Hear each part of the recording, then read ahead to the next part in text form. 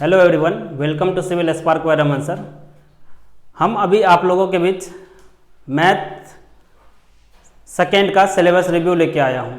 ठीक है, तो हम लोग पिछले लेक्चर में देखे थे जो मैथ फर्स्ट उसका सिलेबस रिव्यू के बारे में बात किए थे, उसमें क्या क्या चीज़ हमें पढ़ना है और ठीक है किस तरह से पढ़ना है, इन सारे चीज़ को अच्छे से डिस्कस किए थे वहाँ पे। ठीक, तो अभी हम लोग चलते हैं जो अपना मैथ सेकेंड है डिफरेंशियल कैलकुलस वाला, उसको हम लोग देखते हैं क्या क्या चीज़ हमें अब पढ़ना है। ठीक है, और उसके बाद उसमें किन किन टॉपिक पे बहुत अच्छे से फोकस करना है। मैंने पिछले लेक्चर में बात किया था, तो जनरली ये कितने क्रेडिट का है, आपको 4 क्रेडिट का है। मैथ सेकेंड जो है ये आपको 4 क्रेडिट का है। जो मैथ फर्स्ट था वो कितने क्रेडिट का था, 3 क्रेडिट का था। ठीक है, और ये जो है ये आपका 4 क्रेडिट का है। ठीक है, तो इसका इंपॉर्टेंस ज़्यादा है। ठीक है, तो ये आपको हो गया कितना, 4 क्रेडिट का। तो ये ध्यान में रखिएगा क्रेडिट सिस्टम। मैं एक अलग क्लास लेकर, मैं पिछले लेक्चर में बात किया था, एक अलग क्लास लेकर क्रेडिट सिस्टम के बारे में बात करूंगा, कैसे वर्क करता है इसका पूरा फंक्शन। ठीक है, वो यहाँ पे बात करूंगा। आपको सेम 100 मार्क्स होगा, एक्सटर्नल 100 मार्क्स के होंगे और इंटरनल कितने, सॉरी टोटल 100 मार्क्स के होंगे, इंटरनल 30 मार्क्स और एक्सटर्नल आपका 70 मार्क्स के होंगे। ठीक है, तो ये आपका कोई भी सब्जेक्ट पढ़ रहे हैं तो उसका कितना वेटेज कितना है, 4 क्रेडिट मतलब बहुत अच्छा खासा वेटेज है। ठीक है, तो हम लोग अब चलते हैं इसके अंदर सिलेबस देखते हैं क्या क्या चीज हमें पढ़ना है। ठीक है, देखो डिफरेंशियल कैलकुलस ओवरऑल जो हम लोग 10th तक अभी तक पढ़े थे उसमें कभी भी इसका जिक्र नहीं हुआ था। भले हम लोग थोड़ा बहुत साइन कॉस टेन ये सब ट्रिग्नोमेट्रिक का पोर्शन जानते हैं, उसी का यूज होगा, प्रॉपर्टीज उसी का यूज होगा, लेकिन वो चीज नहीं है। ये पूरा पूरी डिफरेंट डिफरेंशियल कैलकुलस अभी तक आप लोगों ने नहीं सुना होगा। ये पूरा पूरी क्या है, एक अलग ही सिलेबस चलता है इसका। तो देखो पहला है कोर्स ऑब्जेक्टिव। अगर ये पूरा सब्जेक्ट पढ़ लेते हो तो क्या क्या इससे हमें सीखने को मिलेगा।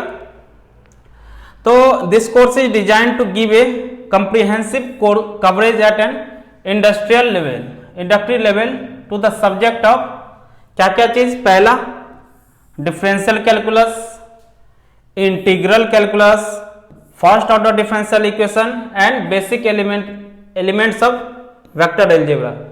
तो डिफरेंशियल पहला है डिफरेंशियल कैलकुलस के बारे में हमें जानकारी मिलेगी, उसके बाद इंटीग्रल कैलकुलस, उसके बाद आपको डिफरेंशियल इक्वेशन के बारे में क्या होता है, first order second order, degree कैसे डिटरमाइन करते हैं। ठीक है, उसके बाद vector, addition of vector, multiplication of vector, subtraction of vector, addition, ये सारा चीज प्रॉपर्टी जितना भी है। ठीक है, अलजेब्रा मतलब होता है एडिशन सब्ट्रैक्शन मल्टीप्लिकेशन डिवीजन, जितना भी ये अरिथमेटिक प्रॉपर्टीज होती हैं उन सारी को वहां पे हम लोग देखेंगे। ठीक है, अब हम लोग देखते हैं हर एक को एक एक करके देखते हैं क्या क्या चीज हमें, अब एक एक अंदर जाने के बाद क्या कौन कौन सा टॉपिक हमें पढ़ना है उस चीज को डिस्कस करेंगे। ठीक है, तो देखो पहला जो है, तो यहां पे अगर पहला कंटेंट की बात करें तो पहला है अपना डिफरेंशियल कैलकुलस। ठीक है, पहला टॉपिक है क्या, डिफरेंशियल कैलकुलस। अब देखो डिफरेंशियल कैलकुलस पढ़ने से पहले आप लोगों ने अगर अभी तक कुछ नहीं पढ़ा है तो पहले आपको जानना होगा सेट क्या होता है। ठीक है, सेट क्या होता है, टाइप्स ऑफ सेट कितने होते हैं, उसके बाद रिलेशन क्या होता है, then we comes to our topic that is function, definition of function. तो पहले सेट क्या होता है, सेट का टाइप्स कितने होते हैं आपको, उसके बाद रिलेशन क्या होता है, ठीक है कितने टाइप्स के रिलेशन होते हैं, उसके बाद हम लोग फंक्शन देखेंगे। ठीक है, then we comes to our point that is function, definition of function, उसके बाद types of function and simple example. ठीक है, क्या क्या फंक्शन होते हैं, जैसे पॉलिनोमियल फंक्शन हो गया, ठीक है साइनोसोइडल फंक्शन हो गया, इन सब चीज के बारे में हम लोग बात करेंगे। देन हम लोग इसमें बात करेंगे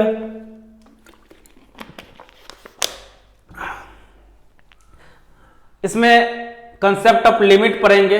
फंक्शन अगर पूरा अच्छे से जान लेंगे तो उसके बाद हम लोग इसमें क्या देखेंगे, लिमिट का कंसेप्ट देखेंगे, क्या होता है लिमिट, क्या होता है। ठीक है, कैसे हम लोग कैलकुलेट करते हैं किसी भी फंक्शन का लिमिटिंग वैल्यू। लिमिट कहने का मतलब किसी भी फंक्शन का लिमिटिंग वैल्यू।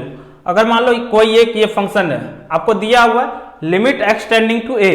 तो एक्सटेंडिंग टू ए कहने का मतलब अगर मान लो ये मेरा पॉइंट ए है, ठीक है, और ये फंक्शन है 1 plus x to the power 1 by x, ठीक है।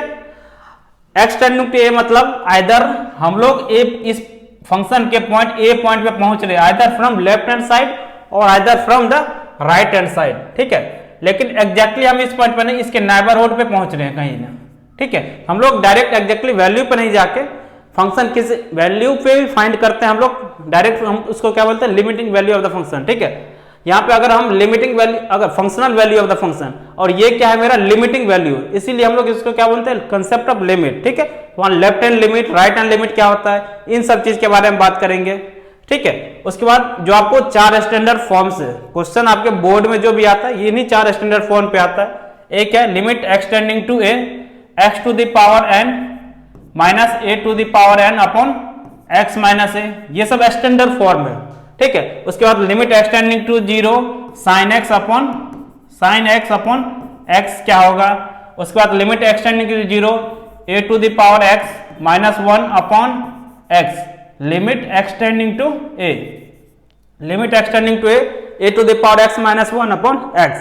तो इसका वैल्यू कितना आएगा, ये सब 4 स्टैंडर्ड फॉर्म है, 1 2 3 और एक चौथा limit extending to 1 plus x to the power 1 by x. इसका वैल्यू क्या आएगा, वो सब चीज, बस ये 4 स्टैंडर्ड फॉर्म लिमिट का हम लोगों को देखना है, ठीक है। बस सिलेबस में ये है, लेकिन हम लोग इसके एक्स्ट्रा भी देखेंगे, ठीक है। ये 4 फॉर्म तो देखेंगे, इसके ऊपर बहुत सारा क्वेश्चन भी करेंगे, लेकिन इसके अलावा बहुत सारे फॉर्म है, ठीक है, जो कि इनमें अंदर इनके जब ये सॉल्व करने जाओगे तो इनमें यूज होगा, ठीक है। तो उनको भी हम लोग यहाँ पे देखेंगे। देन आएगा कंसेप्ट ऑफ कंटिन्यूटी। लिमिट जब अगर अच्छे से पढ़ लेंगे, देखो यहां एक चीज देखना, ये पूरा पोर्शन एक दूसरे से रिलेटेड है। फंक्शन अगर अच्छे से जानोगे, ठीक है, देन लिमिट बहुत अच्छे से क्लियर हो जाएगा, ठीक है। लिमिट अगर अच्छे से क्लियर हो जाएगा, देन तुम्हारा कंटिन्यूटी अच्छे से क्लियर हो जाएगा, कंटिन्यूटी अच्छे से क्लियर हो जाएगा, कंटिन्यूटी हो जाएगा, देन डिफरेंशिएबिलिटी बहुत आसानी से खत्म हो जाएगा, ठीक है। इतना पोर्शन एक दूसरे से रिलेटेड है।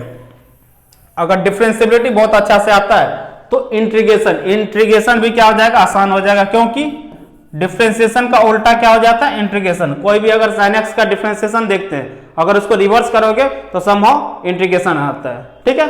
प्लस माइनस कांस्टेंट होता है, लेकिन जस्ट हम लोग जानते हैं क्या, इंटीग्रेशन का जो रिवर्स है, डिफरेंशिएशन और डिफरेंशिएशन का जो रिवर्स है उसको इंटीग्रेशन बोलते हैं, ठीक है। तो ये सब चीज देखेंगे, इंटीग्रेशन में होता क्या है, डिफरेंशिएशन में होता क्या है, ठीक है। इन सब चीज के बारे में हम लोग जब देखेंगे तो वहां पे बात करेंगे।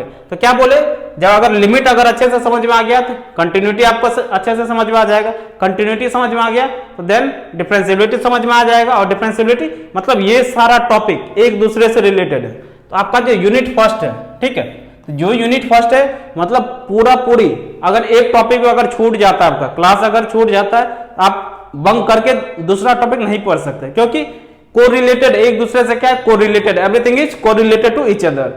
तो आपको हर एक चीज को, हर एक टॉपिक को एक अच्छे से पढ़ना होगा, ठीक है। देन अगर कंटिन्यूटी हो जाता है, क्या होता है, लेफ्ट हैंड, उसके बाद कंटिन्यूटी फाइंड करने के लिए left hand limit, right hand limit same way है, ठीक है, इक्वल टू फंक्शनल वैल्यू अगर हो जाता है तो उसको हम लोग क्या बोलते हैं, फंक्शन इज कंटिन्यूअस। जैसे ये कोई एक ग्राफ है, ये कोई एक फंक्शन है, ठीक है। अगर मान लो ये इस तरह से फंक्शन चल रहा है, पॉइंट ए से पॉइंट बी के बीच में, अगर बोलता है फंक्शन कैसा है, तो यहां देखो कोई भी पॉइंट, ये जो ग्राफ है कहीं पे डिसकंटिन्यूअस मतलब टूटा नहीं है, एक शार्प लाइन से यहां पे ड्रॉ किया गया है, तो मतलब ये फंक्शन कैसा है, कंटिन्यूअस। कंटिन्यूअस मतलब एक लाइन में चलते होगा, ठीक है।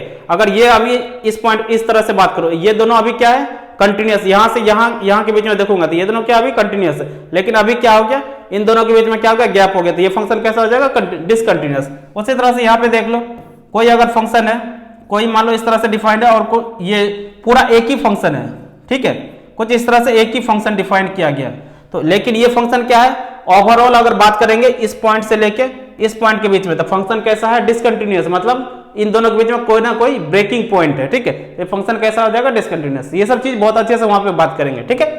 Next differentiation, definition of differentiation. क्या होता है डिफरेंशिएशन, लेफ्ट हैंड डेरिवेटिव क्या होता है, राइट हैंड डेरिवेटिव क्या होता है, उन सब चीज के बारे में बात करेंगे।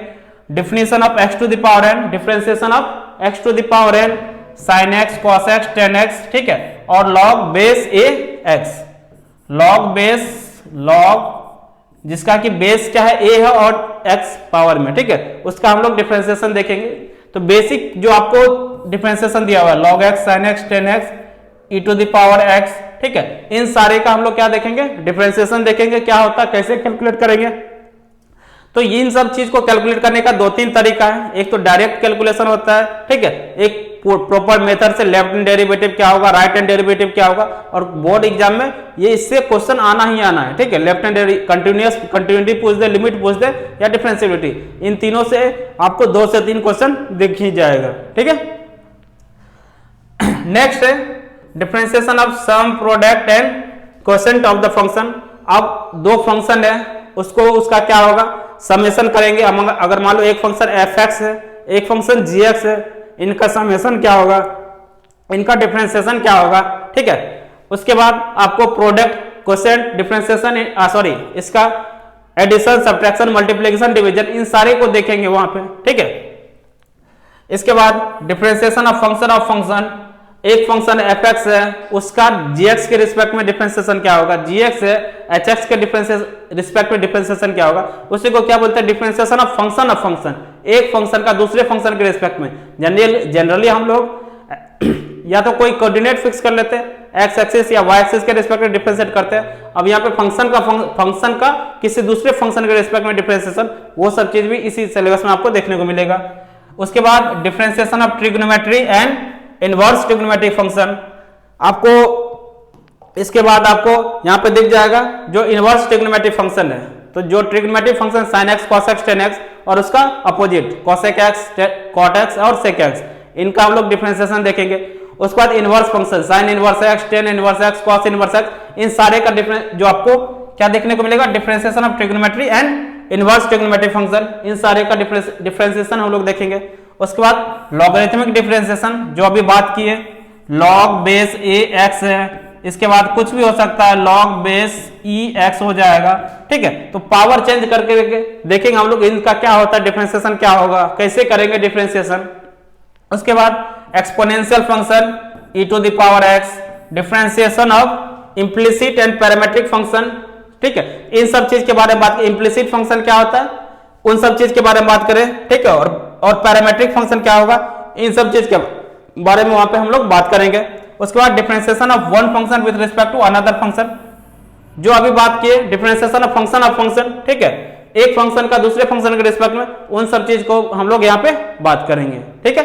तो डिफरेंशिएशन ओवरऑल, अगर लिमिट कंटिन्यूटी अच्छे से समझ में आ जाएगा तो डिफरेंशिएबिलिटी में कोई दिक्कत नहीं आएगी, ठीक है, ये मेरा गारंटी है। अब देखो थर्ड जो पोर्शन है आपको, वो है आपको इंटीग्रल कैलकुलस। तो क्या बोले, डिफरेंशिएशन का उल्टा क्या हो जाता है, इंटीग्रेशन। जो कोई भी टर्म करोगे, अगर मान लो तुमको एक्स स्क्वायर्ड, इसका डिफरेंशिएशन को हम लोग जनरली डी अपॉन, मान लो एक्स के रिस्पेक्ट में, ये क्या है, with respect to differentiation of x square with respect to x, ठीक है। तो ये जनरली अगर मान लो हो जाता है 2x, ठीक है, ये क्या हो जाता है, अगर समझ लो, अभी नहीं आता बस समझ लो, ये इसका डिफरेंशिएशन एक्स स्क्वायर का डिफरेंशिएशन 2x होता है, ठीक है। तो इसको अगर हम इंटीग्रेट करेंगे, इंटीग्रेशन ऑफ 2x किसके रिस्पेक्ट में इंटीग्रेशन होगा, dx के रिस्पेक्ट में, ये क्या है, differentiation with respect to dx, इसको बोलते हैं dx, ठीक है। तो इसका क्या हो जाएगा, ये हो जाएगा एक्स स्क्वायर अपॉन 2, और बाहर में 2 होता है, ये 2 से 2 कैंसिल, प्लस से, मतलब देख सकते हो अगर एक्स स्क्वायर का हम लोग डिफरेंशिएशन करेंगे तो 2x होगा, और उसका अगर इंटीग्रेशन करेंगे तो क्या हो जाएगा, एक्स स्क्वायर प्लस कुछ कांस्टेंट आएगा, ठीक है। तो हमारा जनरली जो बात करेंगे तो ये क्या हो जाता है, एक दूसरे का रिवर्स, ठीक है, मतलब इसका डिफरेंशिएशन का रिवर्स इंटीग्रेशन, ठीक है।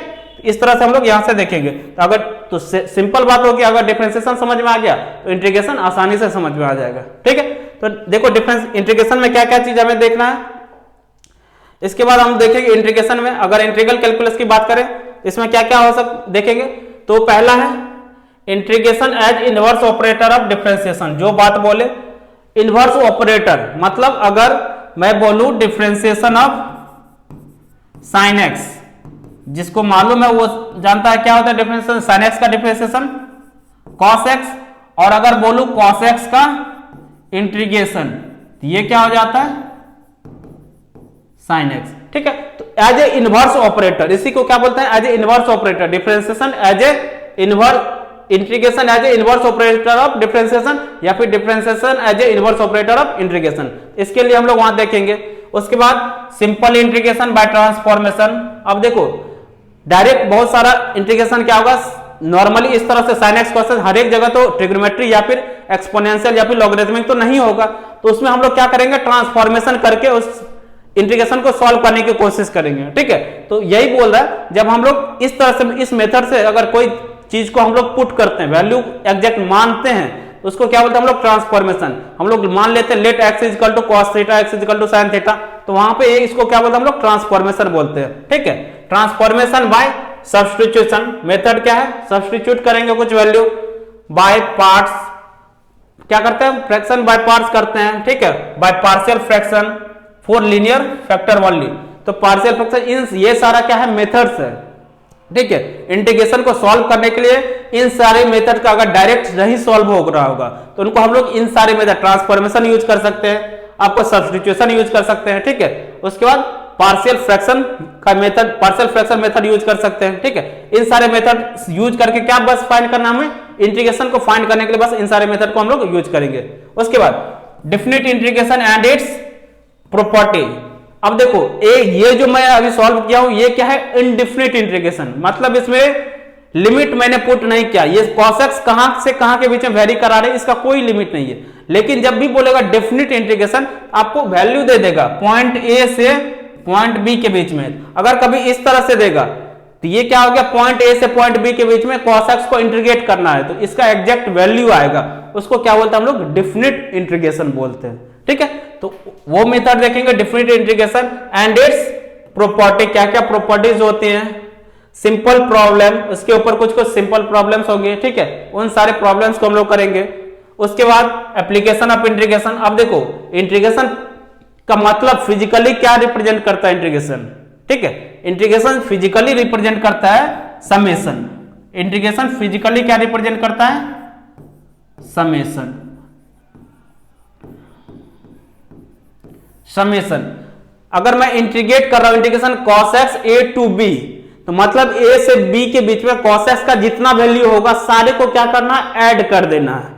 ठीक है, ये बात समझ में आएगा। इंटीग्रेशन क्या है, मतलब इंटीग्रेशन मतलब होता है समेशन। तो मतलब cos x का a से b के बीच में जितना वैल्यू आएगा सारे वैल्यू को क्या कर देना, ऐड करके एक एग्जैक्ट वैल्यू देगा, उसी को क्या बोलेंगे हम लोग इंटीग्रेशन ऑफ द वैल्यू। ठीक है, या फिर एडिशन बोलते हैं हम लोग। ठीक है, एडिशन करते हैं। ठीक है, लेकिन अगर इस तरह से फंक्शन आएगा हर एक वैल्यू को काउंट करना मुश्किल होगा, हम लोग उसको क्या करते हैं इंटीग्रेट कर देते हैं, डायरेक्ट हमको एग्जैक्ट वैल्यू मिल जाएगा। ठीक है, तो इंटीग्रेशन का फिजिकल अगर कोई मतलब पूछे क्या होता है इंटीग्रेशन का मतलब, ये क्या होता है इंटीग्रेशन का मतलब समेशन। ठीक है, सिंपल अगर बोले तो क्या बोलना, समेशन करना। ठीक है, ए से बी के बीच जितना भी वैल्यू होगा उसको क्या करना, सम कर देना। लिमिट अगर नहीं होगा तो इसमें क्या कर सकते हैं, डायरेक्ट ये इस तरह से लिख सकते हैं। ठीक है, उसके बाद आपको simple numericals on evolution of area bounded. अब देखो इंटीग्रेशन का यूज करके, इंटीग्रेशन मेथड का यूज करके हम लोग एरिया फाइंड कर सकते हैं। कैसे, अगर मान लो ये x एक्सिस है ये y एक्सिस है। ठीक है, कुछ इस तरह से एक आया तो हम लोग क्या कर सकते हैं, ये तो हम लोग डायरेक्ट एरिया इस तरह से कैलकुलेट कर सकते हैं। अगर कोई ट्रायंगल होगा कोई भी, अगर मान लो इरेगुलर शेप हो गया, कितना एरिया यहाँ पे सस्टेन कर सकता है, ये हम लोग इंटीग्रेशन मेथड से हम लोग सॉल्व कर सकते हैं। ठीक है, इंटीग्रेशन यूज करके हम लोग क्या कर सकते हैं, एरिया फाइंड कर सकते हैं। उसके बाद area bounded by two curve. ठीक है, इन सारे मेथड से हम लोग क्या कर सकते हैं, इंटीग्रेशन का यूज करके हम लोग एरिया फाइंड कर सकते हैं, वॉल्यूम भी फाइंड करते हैं। एरिया फाइंड करने के लिए हम लोग कौन सा, डबल इंटीग्रेशन यूज करते हैं। ठीक है, डबल इंटीग्रेशन या फिर सिंगल इंटीग्रेशन, लेकिन वॉल्यूम फाइंड करने के लिए हम लोग ट्रिपल इंटीग्रेशन का यूज करते हैं। ठीक है, तो जितना हो सकता है, मैक्सिमम जितना हो सकता है, आप लोगों के सिलेबस में जितना होगा उससे ज्यादा देके जाऊंगा आप लोगों को। ठीक है, आप लोगों को सिर्फ एरिया कैलकुलेशन, मैंने वॉल्यूम का भी थोड़ा बहुत बता देना है, क्या क्या चीज कैसे कैलकुलेट करते हैं वॉल्यूम। ठीक है, बेसिक आपको नॉलेज सारी चीज का होना चाहिए। ठीक है, तो ये सब चीज हम लोग जब अपना रेगुलर क्लास करेंगे इन सारे चीज को बहुत अच्छे वे में डिस्कस करते हैं। ठीक है, आप जब क्लास करिएगा तो लगेगा जो क्या इस चीज का इंटीग्रेशन का क्या इंपॉर्टेंस है। ठीक है, चलिए नेक्स्ट अब देखते हैं। आपको ये इंटीग्रेशन में बस इतना आपके सिलेबस में बहुत क्रिप्स वे में दिया हुआ है, बहुत छोटा करके दिया है। ठीक है, एग्जाम में आपको इतना तक ही पूछेगा, लेकिन इसे प्रॉपर्टी पे घुमाएगा तो प्रॉपर्टी को इतनी तरह से हम लोग देखेंगे कि आपको दिमाग में अच्छे से सटीक से बैठ जाएगा। ठीक है, नेक्स्ट जो टॉपिक है अपना आपको वो है डिफरेंशियल इक्वेशन। अब देखिए डिफरेंशियल इक्वेशन, अब इसमें क्या होता है, डिफिनेशन ऑफ डिफरेंशियल इक्वेशन क्या होगा।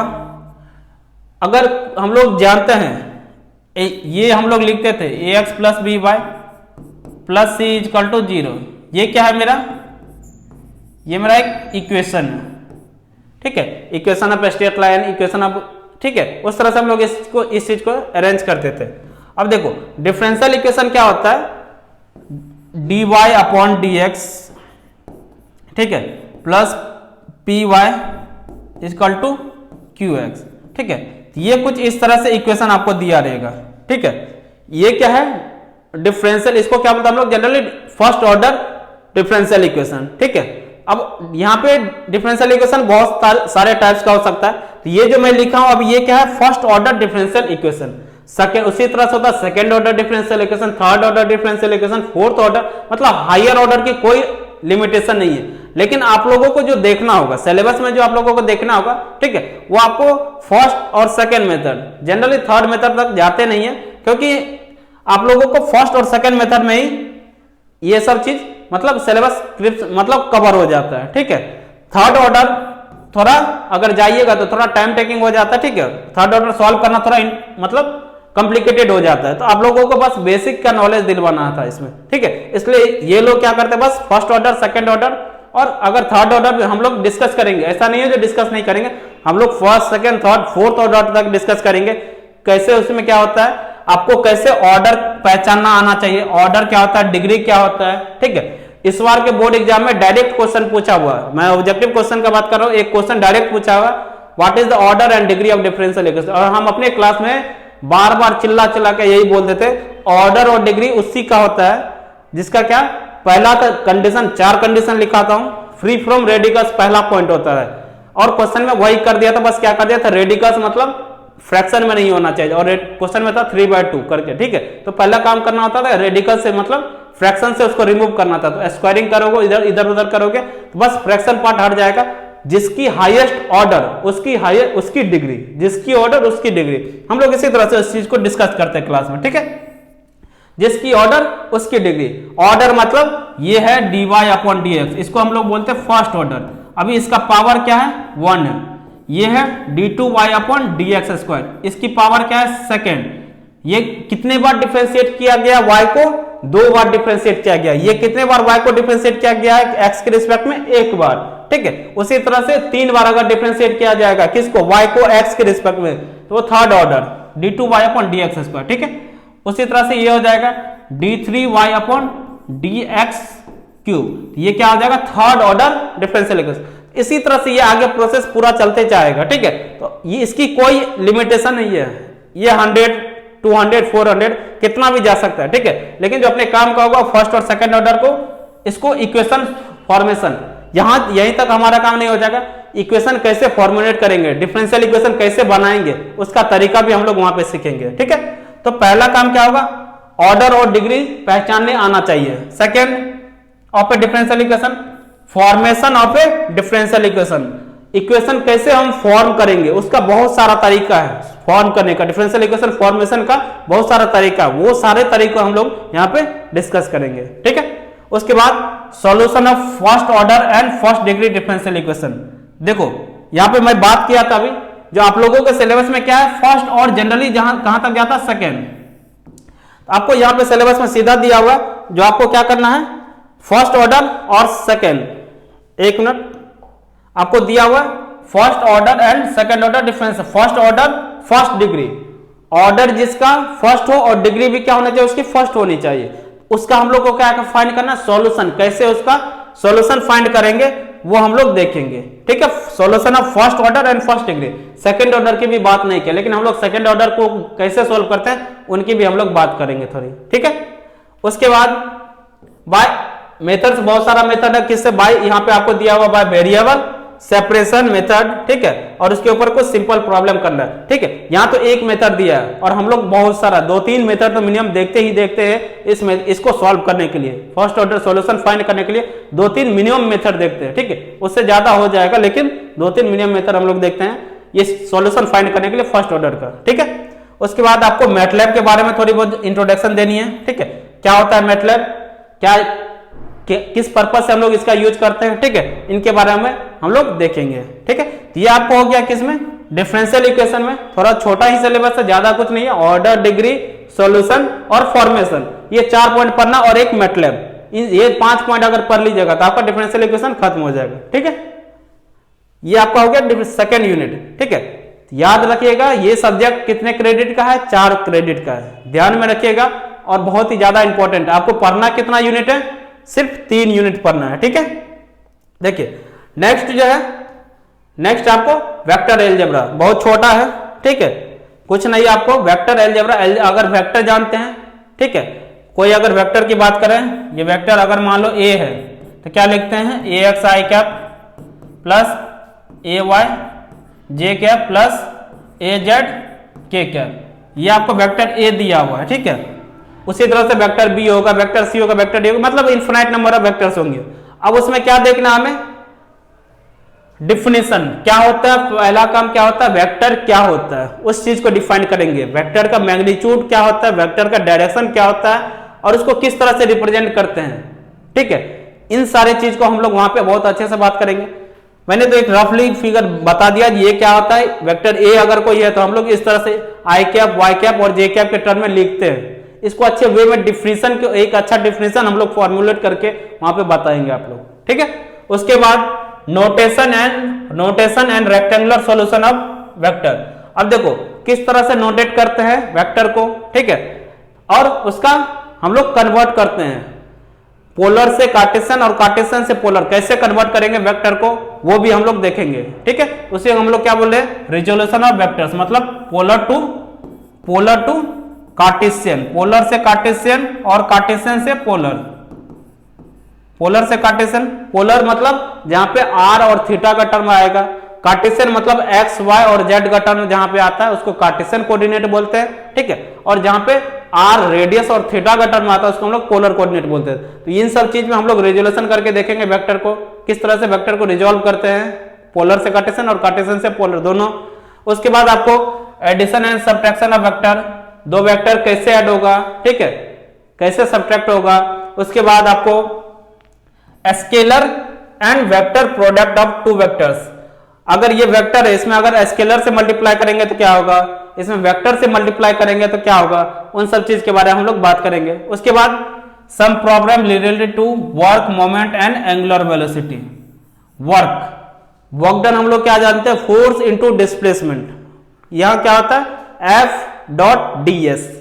अगर मैं वेक्टर के टर्म में बात करूं, हम लोग जनरली वर्क डन क्या लिखते हैं, फोर्स इंटू डिस्प्लेसमेंट, ठीक है, डिस्प्लेसमेंट। लेकिन अगर वेक्टर के टर्म में जब बात करने जाएंगे तो क्या होता है, work done is equal to F vector F dot vector DS, ठीक है। इस तरह से हम लोग वहां पे बात करते हैं। तो यहां पे क्या है, dot product, cross product, vector में आता है डॉट प्रोडक्ट क्या होता है, क्रॉस प्रोडक्ट कैसे होता है, इन सब चीज के बारे में हम लोग वेक्टर में हम लोग पूरा अच्छे से इस चीज को एनालाइज करके हुए देखेंगे। मोमेंट क्या होता है, एंगुलर वेलोसिटी क्या होता है, इन सब चीज को हम लोग वहां पे बात करेंगे, ठीक है। आपको यही 3 यूनिट पढ़ना है, डिफरेंशियल कैलकुलस, इसमें कि डिफरेंशियल प्लस इंटीग्रल कैलकुलस, उसके बाद डिफरेंशियल इक्वेशन और लास्ट जो है वेक्टर, ठीक है, वेक्टर अलजेब्रा। तो इन चीज के बारे में हम लोग इन 3 यूनिट को हम लोग को क्या पढ़ना है, ठीक है। तो बस इतना ही आप लोगों का सिलेबस है, आप लोग अच्छे से पढ़िए, ठीक है। इसमें कोई अगर मान ले अभी तक, क्योंकि किसी ने अभी तक डिफरेंस अगर 11th 12th नहीं किए हैं, सिर्फ 10th के बेसिस पे आप लोग डिप्लोमा में अगर एंट्रेंस एग्जाम पास किया है तो आप लोगों नहीं सुने होंगे, तो कोई घबराने की जरूरत नहीं है। आप ज्वाइन करिए Civil Spark by Raman sir, और यहाँ पे बेस्ट क्वालिटी एजुकेशन के साथ आप लोगों को क्वांटिटी वाइज और क्वालिटी वाइज बहुत अच्छा आपको यहाँ पे पढ़ाई दिया जाएगा, ठीक है। आप लोग जितना जल्दी ज्वाइन करिएगा आप लोग बेनिफिट में रहिएगा, ठीक है। चलिए मिलते हैं हम लोग नेक्स्ट क्लास में। हाँ, एक लास्ट, आप लोग इस जो भी चैनल है हम लोग का सिविल स्पार्क पर रमन सर को जितना शेयर करिएगा, तो आप लोग जैसा जो भी स्टूडेंट होगा, जो अभी नया नया एडमिशन लिए हो, क्योंकि उन्हें मालूम नहीं है अभी कहाँ से क्या चीज पढ़ना, आप लोग जितना शेयर करिएगा वो भी इस कोर्स से बेनिफिट ले पाएगा। ठीक है, चलिए हम लोग मिलते हैं नेक्स्ट क्लास में। जोश के साथ हम लोग अब इस सिलेबस, इस मैथ सेकंड को हम लोग स्टार्ट करेंगे। कहाँ से? सेट से स्टार्ट करते हुए हम लोग वेक्टर अलजेब्रा तक खत्म करेंगे। ठीक है, चलिए आप लोग ज्वाइन करिए सिविल स्पार्क पर रमन सर। थैंक यू, मिलते हैं हम लोग नेक्स्ट लेक्चर में।